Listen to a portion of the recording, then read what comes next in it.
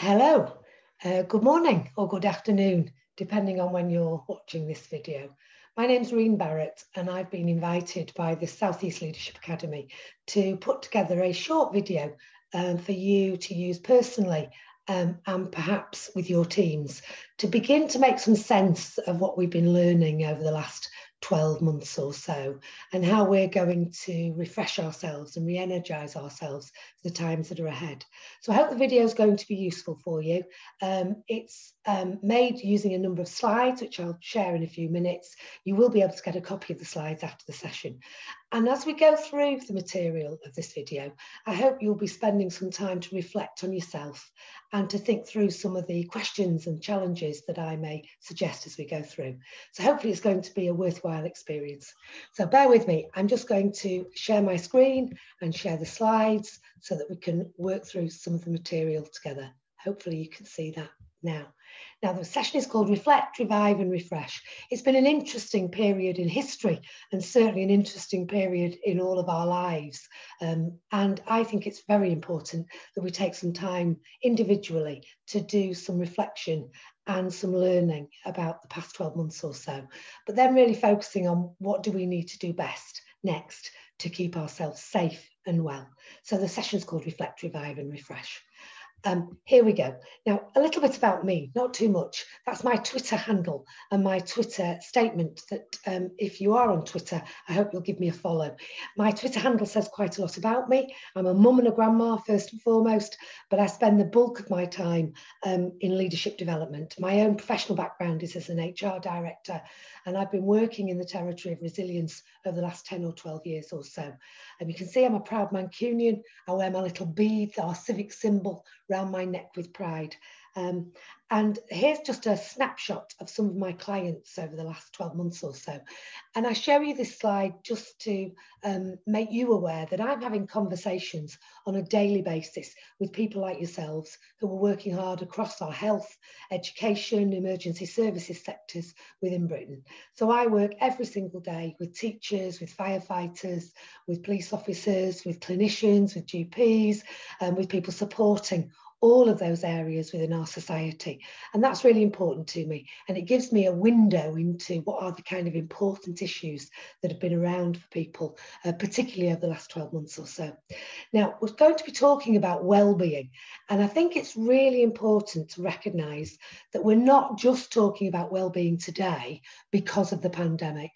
There has been an issue about staff well-being in the NHS and in the health sector more generally for many years. And this is a slide that predates pandemic. It goes back to October 2019, indicating what the kind of financial cost is to the NHS of poor mental and emotional well-being, but actually something about how that impacts on individuals as well. We know we have an issue about well-being across the whole of the health sector.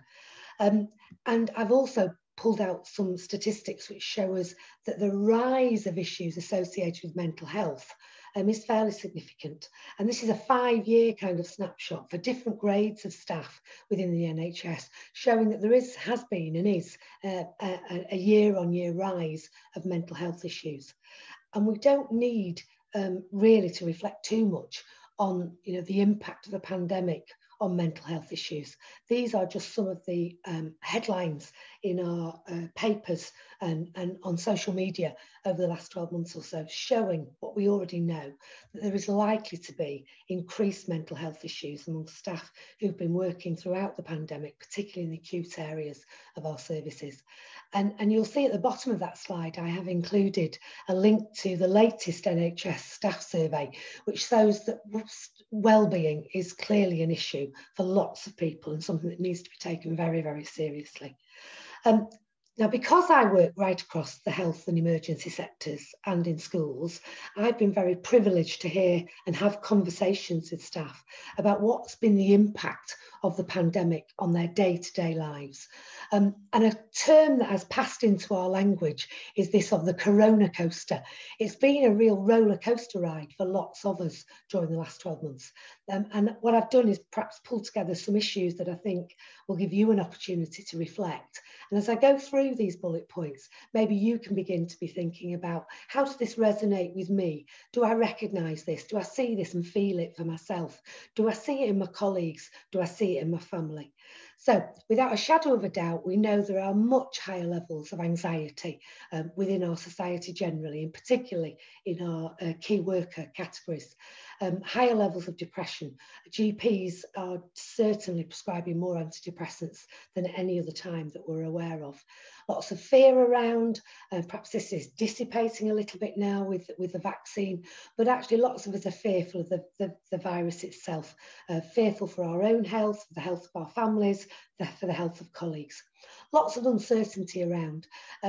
Guidelines change, dates change around unlocking. We don't know what the kind of guidance is going to be. So lots of uncertainty. Things change on a daily basis. Lots of pressure around. And certainly for some people, increased stress in the work that they do and how they're feeling generally in their lives. Some of you may have noticed that there is an inconsistency to our emotions. Some mornings we wake up, we're full of energy, we're full of beans, we're raring to go, bring on the challenges. And then the next morning, we can just about lift our heads off the pillow. So lots of inconsistency, ups and downs in the way that we're feeling. Certainly the word I hear almost more than any other is fatigue. Lots of us are exhausted. There's been big demands on us. We're working longer hours. We're giving a lot more to our services and to the people that we work alongside. There's a lot of exhaustion around. And for some of you, that may be coupled with poor sleep. You may be finding that you're getting disturbed sleep, disrupted sleep, that you're having very vivid and maybe unpleasant dreams. And that kind of sleep pattern is how anxiety plays out. So whilst we think we're handling things okay, quite often our sleep displays that anxiety. It plays out while we're asleep. Some of you may be feeling quite guilty, and guilt is an emotion that some of us feel more readily than others. But actually, some of you will be feeling guilty. You may not have been able to pay your family the same attention that you would like to. You may be working longer hours. You may be working harder. You may therefore not be being as present at home. And some of you will be feeling guilt because you may have been shielding, or you may have been unable to contribute at the sharp end of services as you maybe would have liked to. So some of us are feeling guilty. If you've been homeschooling, you may not have thought you're as good as that as you should be, and other people are doing it better. So lots of guilt around. I was doing a session with some GPs a few weeks ago, and one of the GPs had her 3-year-old daughter sitting on her lap throughout the session, and she was feeding her chocolate buttons, really to keep the child quiet. And at the end of the session, the GP said to me, "Gosh, I'm a really bad mum." And I tried to sort of reassure her around, we're all trying to do the best we can given the circumstances that we find ourselves in. Lots of us are feeling really powerless. We're not able to influence or impact on decisions that are being taken to the national level. We're having to change the way we operate, the way that we work. And all of that is often decided for us. We're not able to influence a lot of that. And some of you might have noticed that emotions that you usually are able to keep in check are coming closer to the surface. So I found very early on in the pandemic that I was starting to shout at the TV because I was quite angry at some of the news and some of the way things that were happening and decisions that were being taken or not taken quickly enough, etc. Some of you might find that you are close to tears quite a lot of the time. So emotions that we've been able to control are closer to the surface and are maybe showing and leaking from us sometimes more readily. Something that I think is very endemic within the health sector, and certainly within teaching as well, is that most of us want to do the best job we possibly can all of the time for patients. And actually, because of the requirements of PPE, because of social distancing, because of some of the guidelines that have been brought in to protect us, ourselves and others, when perhaps feeling we're not able to give our full professional services. So we're not able to reach out in the same way and touch people in the same way, etc., etc. So we're grieving for the services to be delivered in the way that we would really want them to be delivered. And that can cause quite a lot of distress if we're compromising on the way that we would really like to make things happen. Certainly lots of people may be feeling isolated and more lonely. We've not been able to work in the same way and have the same kind of connections with people. We're missing some of the social glue that happens in a natural way in our workplaces. And in fact, some of you viewing this video may actually be working from home. And if you live on your own as well, then that's really very difficult. Not a lot of social connection around for people. And of course, for lots of us, there will be bereavement grief. Some of you, some of us have lost people over the last 12 months, and clearly we've not been able to grieve in the way that we would usually. Funerals have had to be with less people. We've not been able to have wakes in the same way. So lots of bereavement grief around. But in addition to that, I think a lot of people are grieving their normality. They're grieving familiarity. Lots of us have a sense of loss. We've lost connection with people. We've lost connections with some of our closest family. We've not been able to touch people. We've lost holidays. We've lost weekends away. We've lost going to restaurants. So there's quite a lot, and we've lost celebratory birthdays and things like that. So grief isn't just about bereavement. It's also about a sense of loss that I think a great many of us are experiencing. Now, not only have we got a lot going on within our workplaces, the demands that are on us to deliver services very differently, to work in different ways. We've actually got big demands on us from home.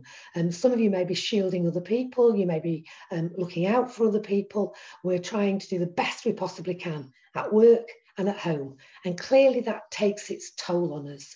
We're bound inevitably to be feeling, some of us, quite a lot of these things. Now, added to that, which I think is probably prevalent across society, but in my conversations with key workers, whether it's with people in health or education or in emergency services, I have a sense of this almost being harder and worse in some ways. And some of that may come down to this concept. There is a view and research undertaken by the Public Sector Innovation Unit, Nesta, suggests that about 75% of those of us who choose to work in what I would describe as the not-for-profit sector, when we work in health or education or in the third sector, it may be that about 2/3 of us are what are called intrinsically motivated. We're motivated more by our values and by our beliefs and by our attitudes, rather than the extrinsic motivation of pay. So it's probably likely that about 3/4 of you viewing this video have not chosen to work in health because of the pay. Most of us have chosen to work in health because it's something we believe in. It's about making a difference. It chimes and resonates with our own values and our own beliefs about society and about wanting to contribute and about doing good. So for about 75% of you, you've chosen to be motivated to work in the public sector because of those values that you hold. Now, what that means is you're likely to go above and beyond what it says in your contract most of the time. So some of you are likely to wake up in the middle of the night worrying about work. That isn't required of you by your contract. Some of you are likely to be thinking about work when you're making the tea or when you're watching one of your favourite television programmes. An issue to do with work will jump into your head. So we find it quite hard to switch off from work. Work's an intrinsic part of who we are. It's aligned with us as people. Lots of us are playing out our values in the work that we choose to do. Now that's great for society because that means they get a great deal from us. We go above and beyond what we're actually paid to do a lot of the time. We give more of ourselves. So that's great for society. They get a great deal out of us. But there are two downsides to that for us personally. The first one is there are certainly higher levels of burnout in colleagues like ourselves in the public sector compared to the commercial sector. So that's because we often don't know when to switch off. We give so much of ourselves and we're so interested and passionate about the work that we do. And the other issue linked to this is that probably most people watching this video, you will have very, very high levels of empathy. You will be concerned for your patients. You'll be concerned for your colleagues. You'll be concerned for your family. And you will care deeply about that. but do you give yourself the same regard? The issue is that lots of us don't. We put our own health and well-being often below that of others. So there's a whole issue here about that if we're going to continue to be able to do the work that we think is important, that we are passionate about, we need to begin to address this issue of what I would call self-compassion, that we're very compassionate to other people, but we're not very good at self-compassion. So how do we learn to do more of that? Now, when I showed you this slide about some of the increased anxieties and issues and worries and concerns that are around for us, I want to explain that there is actually a clinical basis for why we're feeling those ways.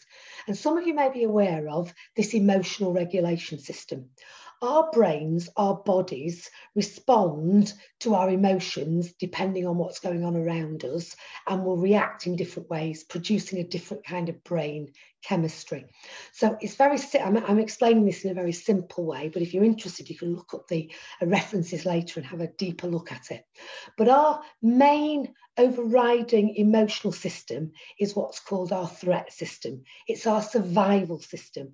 It's our stress response, really, and some of you will have heard of it. So if somebody was to come into my front room now, where I'm taping and recording this video, and appear to punch me, that's a clear direct threat. So my brain immediately senses that threat and responds by producing lots of adrenaline, noradrenaline, and cortisol. And that's my stress response. It equips me to be able to respond appropriately to the threat of the punch. So my response is likely to be either fighting back or running away. Fight-flight syndrome. Most of you will have heard of that. So that's our threat response. And at the moment, we're living with an increased threat. So whether it's a punch or whether it's a virus that's in our midst, our brain, bodies respond in exactly the same way. So for many of us over the last 12 months or so, we've been in an increased threat kind of feeling within our bodies, and we're producing a lot of adrenaline, noradrenaline, and cortisol. And those chemicals allow us to respond to a threat. Now, usually our threat response is over a matter of hours, weeks at the most, really. But actually, at the moment, our threat response is going on and on and on. We're producing a lot of adrenaline, noradrenaline, and cortisol because this threat is still around, it's still here, and we're still quite worried and anxious about it. Now, the way our bodies generally respond to threat is that we go into what's called drive. We work harder, we do more, we get ourselves busy, we respond to the threat by doing lots of things. And some of you over the last 12 months will have certainly noticed you're working longer, you're working harder, you're doing more, you're giving a lot of yourself. And that's a natural response to threat. We work very, very hard. And our brains produce dopamine when we work and are busy and frantic, frenetic, rushing around, making things happen. Now, dopamine in itself isn't an unhealthy chemical to produce, but that isn't a great way to get it. There are other ways of getting dopamine that are much healthier for us. So at the moment, a lot of us are stuck in what I would describe as a toxic loop between threat and drive, threat and drive. We're feeling anxious, we're feeling uncertain, we're keeping busy, we're rushing around, we're making things happen. And so there's a lot of threat, drive, toxicity, looping going on. Now, the way our brains would ordinarily deal with that and regulate that is to go into what's called soothing system activity. Now, soothing system activity is when our brains feel calm, when we feel happy, when we feel engaged, when we feel interested, when we feel protected, when we feel safe, when we feel loved, when we feel nourished. And a lot of the ways that we generate those kind of feelings, a lot of them haven't been open to us over the last several months. So whilst we've been in lockdown, we've not been able to go on holiday, we've not been able to go away for weekends, we've not been able to mix with family and friends to any great degree, we've not been able to go to the pub, we've not been able to do social activities like going to the cinema and the swimming baths or the gym. So a lot of the things where we would normally generate soothing activity, we've not had the opportunity to do that. Now, when we feel safe, when we feel protected, when we feel contented and loved, our brains produce a lot of endorphins, like serotonin, oxytocin and dopamine. And those are the three chemicals that keep us mentally well. Now, at the moment, we've got lots going on within threat and drive and less in soothing. So if we're going to help ourselves be well, to keep ourselves safe, to be able to enhance our mental and emotional well-being, we actually need to intentionally interrupt the toxic loop of drive and threat by generating more soothing system activity.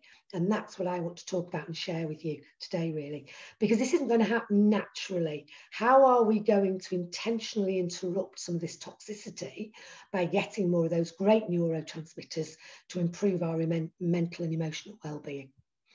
Now, the problem is that over time, and it's been a long time now that we've been in a threat drive kind of toxic loop. So we're producing lots of adrenaline, noradrenaline, and cortisol, and that's sort of a drip, drip, drip effect.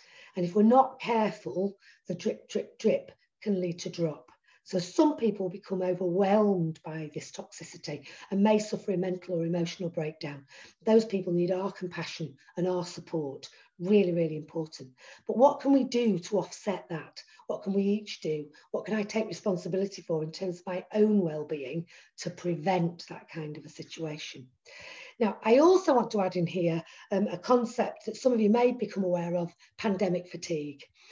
If you look at what's been going on within our country and within our organisations and within our homes, if you look back to March last year, what we saw was high energy, people working together.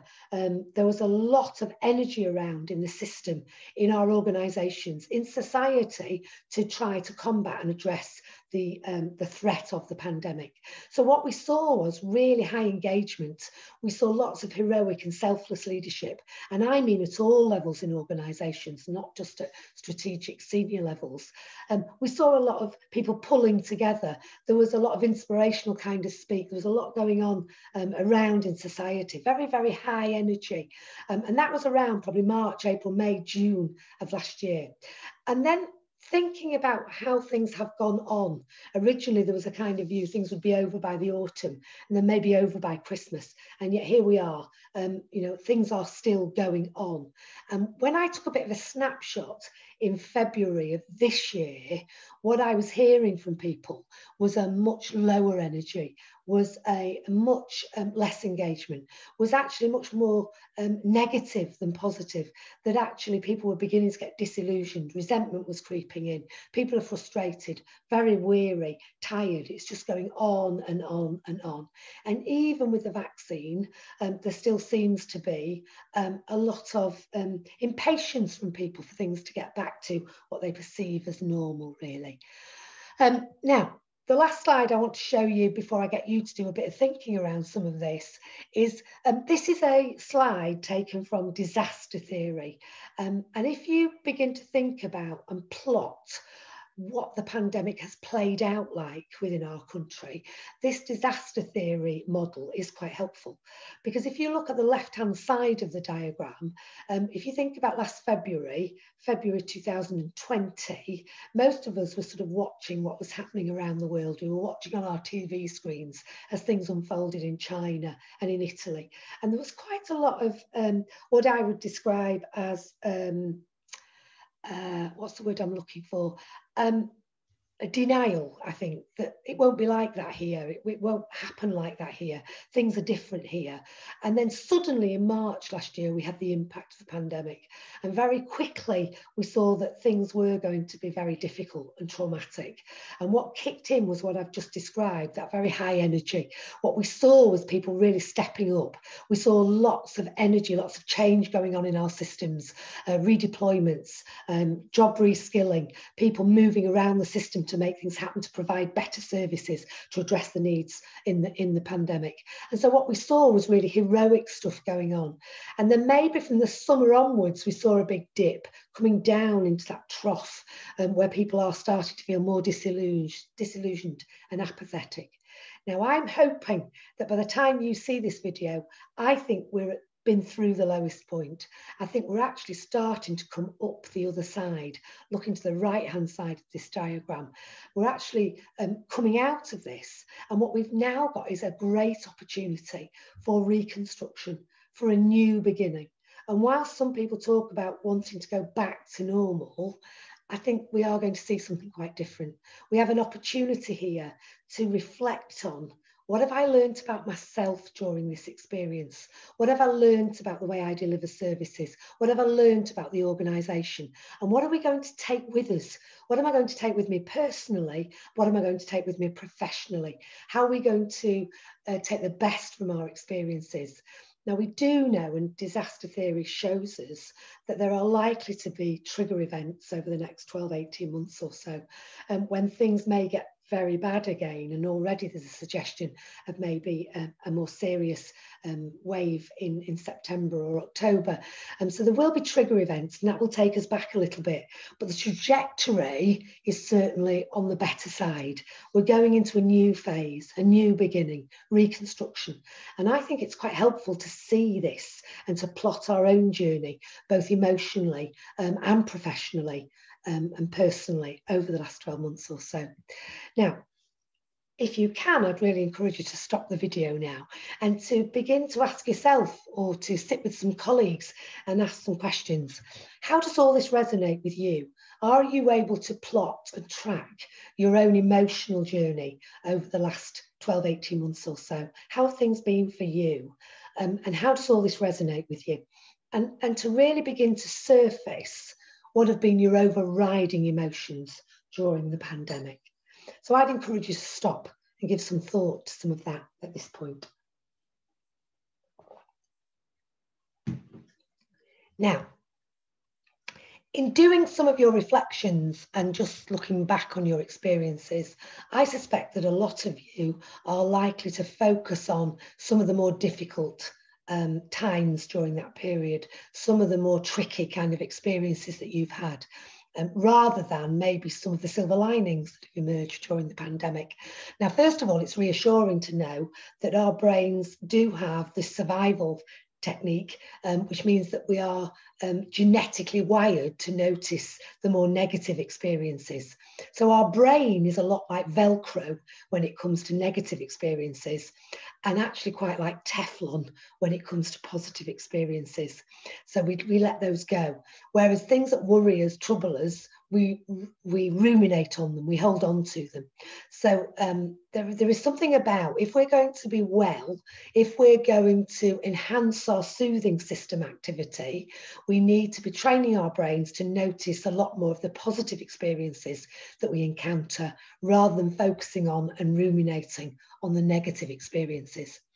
Now, that statement that I've just made about how do we train ourselves, how do we encourage ourselves to focus on the positive things, comes in many ways from research undertaken by this woman, a Professor Barbara Fredrickson. She's a professor of psychology at North Carolina University. She has spent the whole of her working life analysing, researching, evidencing and proving the links between our mood, how we feel, and our behaviours, the way that we operate in the world, our physical and mental health, and our longevity.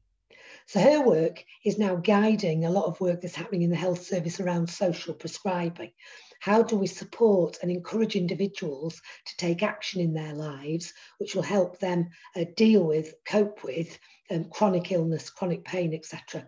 Now, I think this research is really helpful for all of us, because it means that we can take some intentional decisions to enhance our ability to feel more of these positive emotions. Now, what Barbara Fredrickson's research shows us and proves is that actually when you experience lots of this in your life, these are the kind of outcomes that we get. So when you experience lots of joy, happiness, hope, amusement, inspiration, pride, these are the kind of outcomes that we get. And if you look at the black writing on that slide, what it indicates is that the more of this that you experience, our behaviours change. And if you look at those behaviours, I think we've needed more of those over the last 12 months than we've ever needed them before. I think we need all of these in a really efficient, effective, compassionate health service anytime, but even more so at the moment. So when you experience more of these emotions, and it doesn't really matter whether it's at home or at work, but when you experience and savour and notice these emotions, you behave differently. So when you get more of that, you're better able to handle ambiguity and uncertainty. You're more likely to be more creative and innovative. You're more likely to be more curious and open-minded. You're more likely to be more compassionate towards each other and towards your patients, etc. So I think those are behaviours that we could all benefit from. And what Fredrickson's research proves is that they are inextricably linked with how much of this we experience. So her research says the more of this you experience, your behaviours will change in a way that I think is very helpful for a 21st century health service. But look at the pink writing on the slide, because what her research also proves unequivocally is that the more of this you experience, you will have greater and better mental and physical health, and you could live up to 10 years longer. Now that's a big offer, isn't it? Now, where do these kinds of assurances come from?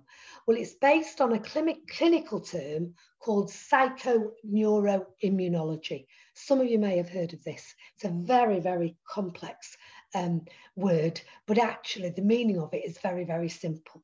So all it really means is that my psychology impacts on my brain, and my brain will produce different chemistry that impacts on my immune system.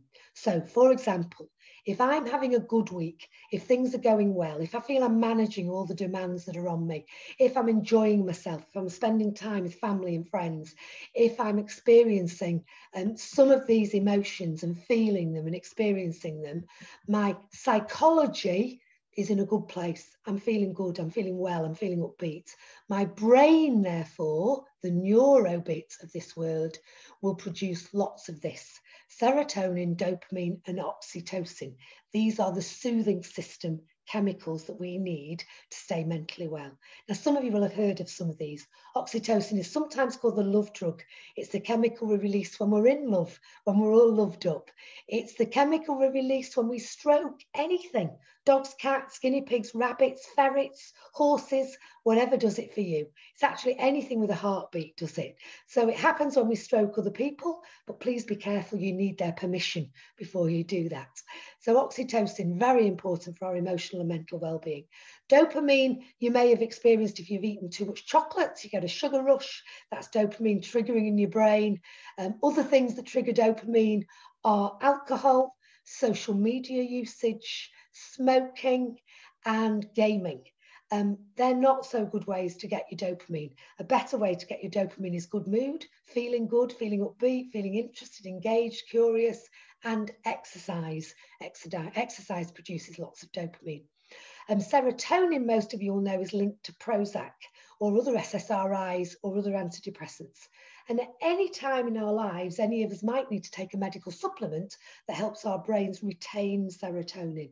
But there are ways of increasing our ability to do that for ourselves. So when my psychology is good, the neuro bit produces loads of these really good chemicals, and that impacts on my immune system as well. So very important. Now, if I'm having a bad week, if things aren't going well, if I'm feeling overloaded, if I'm feeling I've got too much on, so I'm struggling to identify priorities, if I'm feeling pressure, if I'm feeling overwhelmed, my brain produces a very, very different chemical, and that's called cortisol. It's sometimes called the stress hormone, and cortisol damages our cardiovascular valves over time. So this again is linking to that emotional regulation system slide that I showed you earlier. If our psychology is good, if we're feeling good, engaged, upbeat, interested, curious, happy, serene, we produce loads of those really, really good neurotransmitters. If, on the other hand, we're feeling overwhelmed, too much on, uncertain, fearful, our brains produce lots of cortisol. Now, there is a physical dimension to this, because when we get too much cortisol and too little of the good neurotransmitters, the green neurotransmitters, then our body starts to tell us. So when I'm overwhelmed, when I've got too much on, when I'm feeling the pressures of my life, I produce a lot of mouth ulcers. It's the way my body tells me to slow down, Reen. Some of you may get cold sores. Some of you might find you're usually a good sleeper, but you start waking up in the middle of the night worrying. Some of you may find you get sort of humpy pains or pulled muscles in your shoulders, because when we've got too much on and overloaded, we tend to hunch up and we end up pulling muscles, etc. So there are different ways that our bodies tell us when we're overloaded. It's a physical sensation as well as an emotional sensation. So really, our well-being can be summed up. If we want to have better well-being, if we want to be able to experience more of these good behaviours, if we want to have better physical and mental health, then what we really need to be doing is to make decisions on a daily basis to ensure we're producing high levels of those green good neurotransmitters and trying to keep cortisol at bay. And that is an intentional decision. So one of the things that I suggest you do is to take a photograph of this slide and blow it up and stick it on your fridge. And when you get in from work at night, do a quick calculation. How many of these have I had today? And if you haven't had very many of them, what are you going to choose to do in the next few hours before you go to bed to experience more of it? It's a choice. It's a choice. It's a choice to be able to do activities, to feel things, to make us experience more of these positive emotions. Because when we do that, our brains produce a lot more of these good neurotransmitters and we lessen the impact of cortisol. Now, there are lots of different ways to hack those particularly good neurotransmitters. Here's some ideas, and they will be different for everybody. I'm glad to see that chocolate makes an entry there. But things like walking your dog, stroking your dog, really, really helpful for us, producing loads of oxytocin, playing with a new baby, hugging your family, and again, notice eating food is on there as well. So lots of different ways. But what we're really talking about, our well-being, is based on our psychoneuroimmunology, making positive, proactive choices to do things in our lives, to experience things that helps us release more of those really good neurotransmitters. So again, I'd ask you at this point to stop this video and to explore for yourself or with some colleagues. What does the concept of psychoneuroimmunology mean to you? Do you recognise it? Do you know what your physical symptom is if your psychology isn't good? Mine's mouth ulcers. It can be different things for different people. And what do you think you could do to generate more positive emotions? And I've given you a starter here, but there may be lots of other things that are specific to you and individual to you that you know when you do them, you feel good, you feel upbeat, and that helps your body to produce a lot more of those good neurotransmitters. So please stop the video at this point, have a bit of an exploration of psychoneuroimmunology. Now, if we are going to stimulate safe and soothing brain activity, we really need to be paying attention to what our body and our mind's telling us. So there's something about noticing what your body is telling you. And so when you notice that you are not at your best, you can start to make some different decisions about what to do and how to act and what you need to do to stimulate a soothing brain response, and you can cultivate a relaxation response. But we need to know what's going on in our bodies first and foremost. So I'm suggesting there are several ways that you can check in on yourself. How do you check in on yourself on a fairly regular basis? Do you stop at certain points during your week and just make a note of and be conscious of how you're feeling? And so sometimes somebody may say to you, oh, how are you? And most of us go into a very knee-jerk response. Oh, I'm okay, I'm fine, I'm all right. And the question we should really be asking ourselves and others is, how are you really? Giving ourselves and others permission to be open. How are you really? Do you ask yourself, how are you really? Or do you try to tell yourself you're fine a lot of the time? There's something very important about checking in on ourselves and being open and honest. So here's one way. It's a nice little diagram you might want to refer to after the video. It's used by the fire service to check in. Another way that you may notice and want to think about your own well-being is to check your level of energy, because most of us know that when we're not feeling brilliant, when our psychology isn't good, we actually feel less energy, we feel wound down. So this is a nice way to think about what's the kind of level of your battery at the moment. Are you fully charged, feeling good, looking after yourself, or actually are you running on empty at the moment? And what do you need to do to recharge your battery? So there is something really important about checking in on yourself and paying attention to what your body's telling you. Now, when you notice that maybe you're not very energetic and you notice that you're feeling low, under the weather, that you've got too much on, that you're under pressure, you can then begin to take action on it. And there are different ways of doing that. And doing things that cause you to focus attention. So for some of you, doing jigsaws, doing knitting, concentrating on an activity, cycling, it really doesn't matter. Doing something that you can lose yourself in, something that takes all of your energy and focus and attention. It's called being in the flow. That's really, really good for relaxing us as well. So thinking about things that you concentrate on. Some of you may be quite creative. And you may have a musical ability. So you might feel good when you pick up your guitar, or some of you might like to sketch or draw. And again, you lose yourself in that activity. So open attention is really, really important for a relaxation response.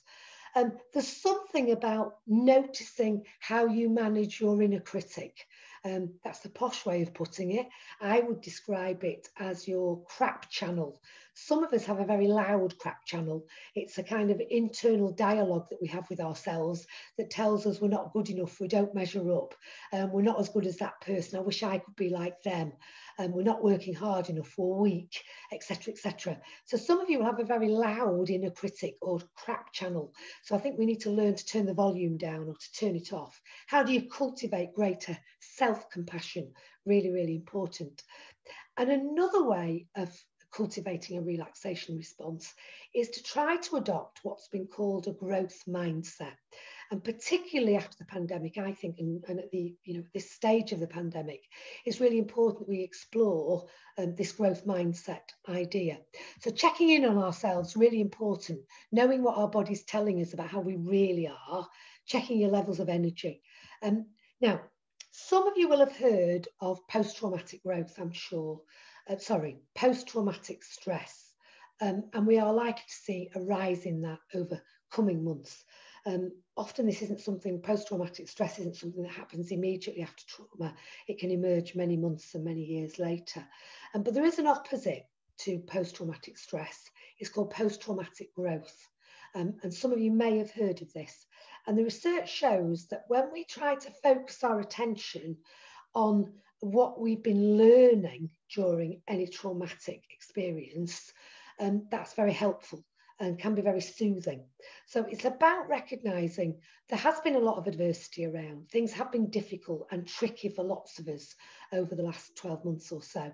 But instead of focusing on how difficult it's been, recognizing that, but then moving on to, well, what have I learned during this period? What have I learned about myself? What are the skills and abilities that I have that have come to the fore over the last 12 months or so?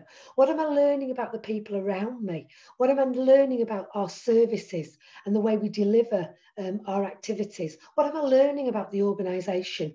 And in doing that and trying to surface some of the good things that have emerged, some of the things that we can recognise about our own ability to be more resilient than we thought we would be, our own determination, our own ability to learn new skills and abilities, and looking around the compassion and kindness that's been around.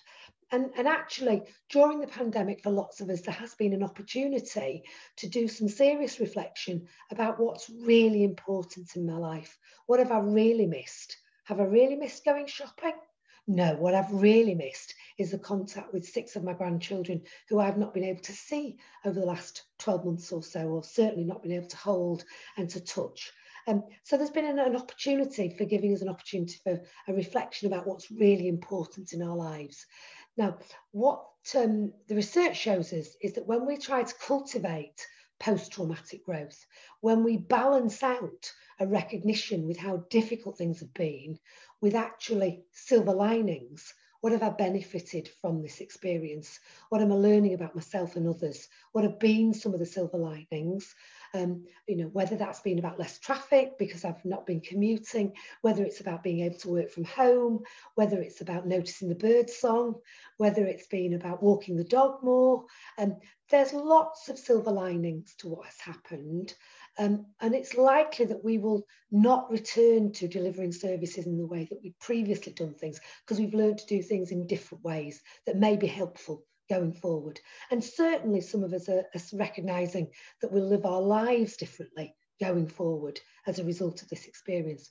Post-traumatic growth, it's a very, very important concept that I'd ask you to reflect on.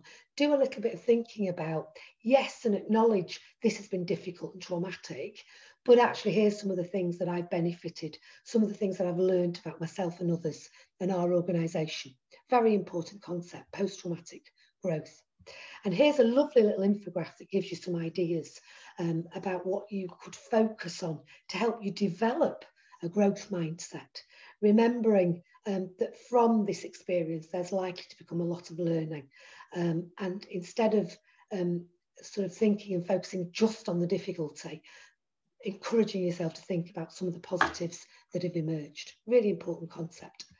So again, I'd ask you to stop the video at this point and maybe have a conversation with somebody close to you, somebody in your team or somebody at home. What has been your greatest loss during COVID-19? It's really important that we recognise we've all lost things, both personally and professionally. So what's been your greatest loss? What's been your greatest gain? What have you gained as a result of this experience? And that could be all sorts of things professionally and personally. And then I'd ask you to really do some deep reflection on what have you learned about yourself during this period? Because for lots of us, there has been a recognition about our level of resilience, about our level of determination, about our ability to learn new skills and to do things differently. So really some opportunities for patting ourselves on the back and not just beating ourselves up that we've not done as well as we would have wanted to do. So I'm really encouraging you to think about post-traumatic growth. What have you learned? What's been your greatest loss? What's been your greatest gain? And what are you learning about yourself and others during this period? It's a great opportunity for reflection. Now, if we're going to keep this toxic loop at bay between threat and drive, we need to fend off threat, and we need to work away from our natural negativity bias that are genetically wired for. So we need to intentionally interrupt to ensure that we get more soothing brain activity. So here's some ideas that I hope some of you may think about over the coming weeks and months. What we do for lots of us is really important. We're passionate about the work we do, about the difference we make in our communities. Very, very important. So remembering why you do what you do and acknowledging the important contribution you make is really important. Helping ourselves feel valued for the contribution that we make. Some of you won't like this, but actually getting more exercise increases our level of dopamine. Very important. And that doesn't have to be running marathons or doing triathlons. It can just be raising our heart rate a little more several times a day. So getting out of that kind of sedentary way of being, walking the dog a bit more, doing a few extra loops in the morning around the block, etc. And so getting any kind of exercise and getting more exercise is really, really healthy for us. Lots more dopamine production. If you can, get your exercise outside. Going outside, I tweeted only recently about some of the benefits for our emotional and mental well-being by being outside in nature if possible. But just going outside lifts our spirits, gives us an opportunity to feel better. Just being outside in itself is very, very healthy for us. I would encourage everybody to limit their news feeds. Lots of us in the early days were very fixated with listening to all the briefings and every news that appeared, and we had news apps on our phones, etc. And all that does is really increase our cortisol production. So please limit your news feed. I like to be informed, I like to know what's going on, but I now watch just one news a day, and I've deleted lots of news apps from my phone. So limiting your news and the opportunity to be plugged in 24/7 to bad news around the world is not very healthy. So please have a think about that. Some of you will smile at this. Stroke something or someone. I mentioned earlier, when we stroke anything with a heartbeat, dogs, cats, guinea pigs, rabbits, ferrets even, and even people. But just be careful. When you stroke things, you produce oxytocin, one of the really, really important chemicals we need to stay mentally well. Keeping a gratitude diary is a scientifically proven way to increase your production of those really good neurotransmitters. And if you keep a small notebook, just something like this, just beside your bed at night, and just before you go to sleep, ask yourself a number of questions. What's gone well for me today? What have I enjoyed about today? What's been good about today? What's made me happy today? Just jot those down. And within about 20, 25 days, you start to rewire some of the neural pathways in your brain, and you start to notice and spot good things more easily, producing a lot more of those good neurotransmitters.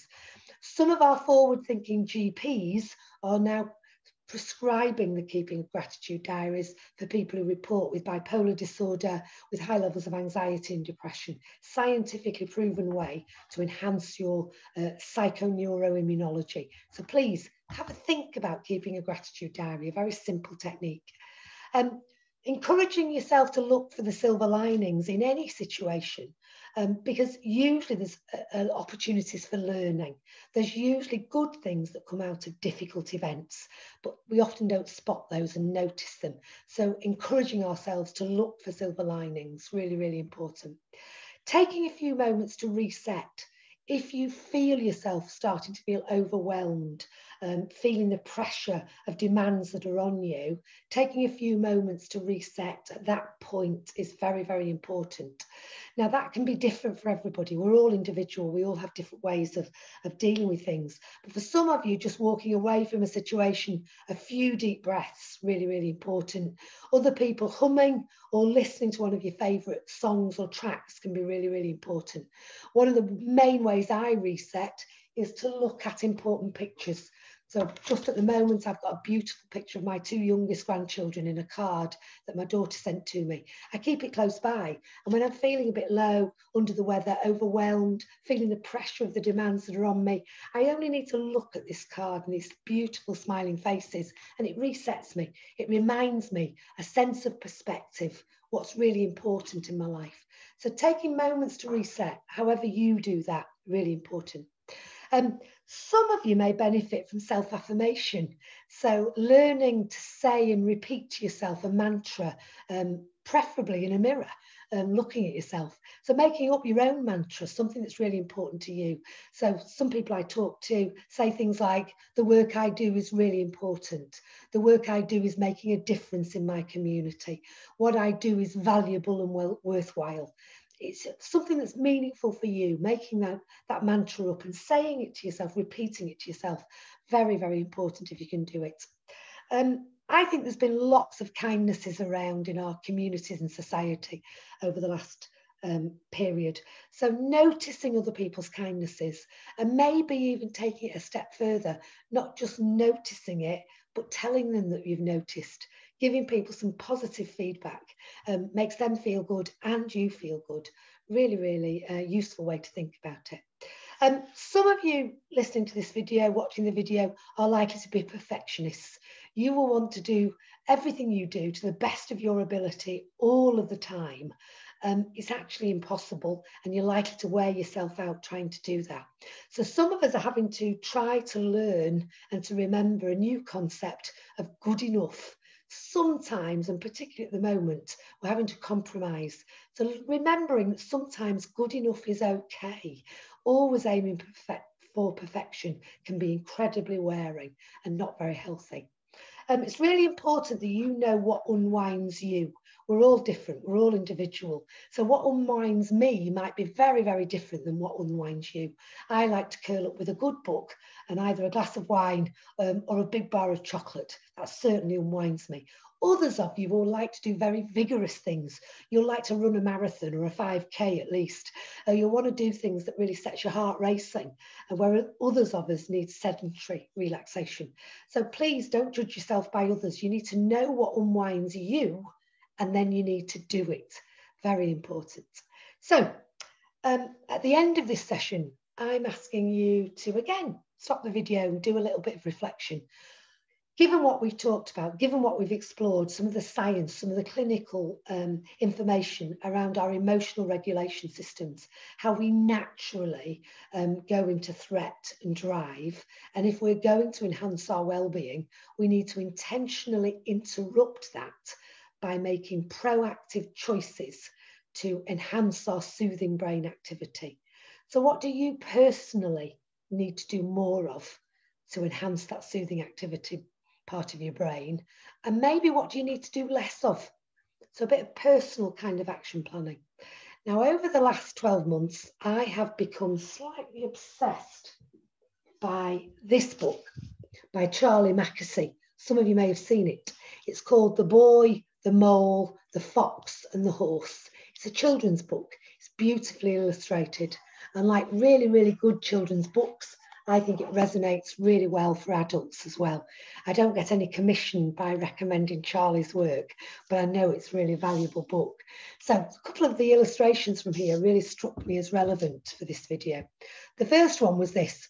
Remember, it's a conversation between the characters. What's the best thing you've learned about storms? Asked the horse. That they make us kinder, said the boy, and that they end. I think we're on the upswing of that disaster curve.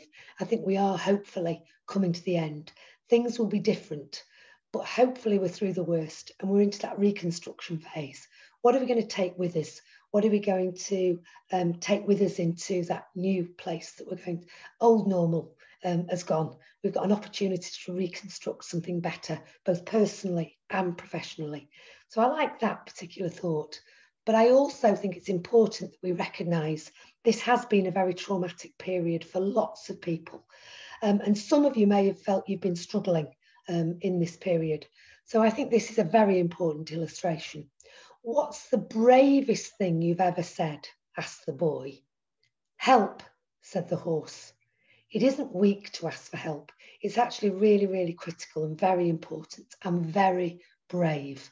So if you have been struggling, if you are struggling, then please turn to the people around you, professionally and personally, who can help and support you. It's very important that we do that when we do feel that we're struggling. Now, I've included here some books and resources. We've only had a short period to explore some of the wealth of material that's out there that I think would be helpful. So there's some good books here that, again, I would recommend if you've got some time and some energy, have a look at some of these. I think they will be helpful to you. I've also included some websites where you can get some more quick information, if you like, and some information to support and help you, including the NHS support offer.